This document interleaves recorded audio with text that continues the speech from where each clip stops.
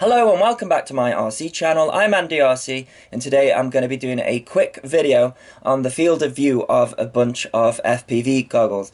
Surprisingly, one of the questions that I got a lot on my EV200D video was, should I go for the HDOs or the EV200D? And to me, the EV200D isn't for the crowd that have HDO money, but I did decide to get the HDO in so I could compare them, and I'm regretting it a little bit, and I'll do another video on why that is. I think the question you should be asking is, should I get the Hd3s or the HDO? And the answer isn't that clear to me. I've been surprised to find some pretty big deal breakers with the HDO, so I'm going to do a separate video on it, because I know there's a lot of people pulling the plug on goggles at the moment, and surprise, surprise, the perfect goggle doesn't exist. So it's all about making decisions on which one sits best with you. So hopefully this comparison is going to help you with that decision. Now, I just want to state that this is just a camera pointed down the lens of these goggles. People went a bit crazy with the EV200D video, making up all sorts of facts and asking me the lens size on my camera. I even had a request to measure my nose. It does change size depending on the temperature, is all I'll say.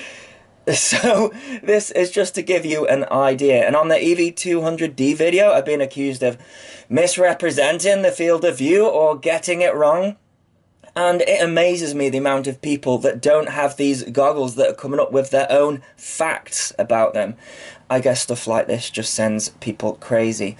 As for the EV200D, it does sound like they have started to update them since seeing my video. I've been told that the PAL 20 FPS issue has been fixed with the DVR. But anyways, this time the field of view is in order of size in the EV200D video. I didn't do that, and I think that's why it was a little bit confusing. And I've included the HD2s in this comparison as well, because a lot of people are interested in the Terminator from Fat Shark. And in my opinion, on the T2, I think it is a reaction to the small field of view comments on the HDO. And I have the HD2s and I've used them about 3 times because the blurred image is just unusable for me. So I would say for the most part avoid them, but you know, if you really are struck on having a huge field of view, then that one is going to have the biggest, but you know, not usable, I don't think.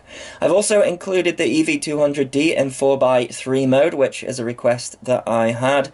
Anyways, I hope you found this video useful, and as always, thanks so much for watching. Please continue to subscribe. Cheers.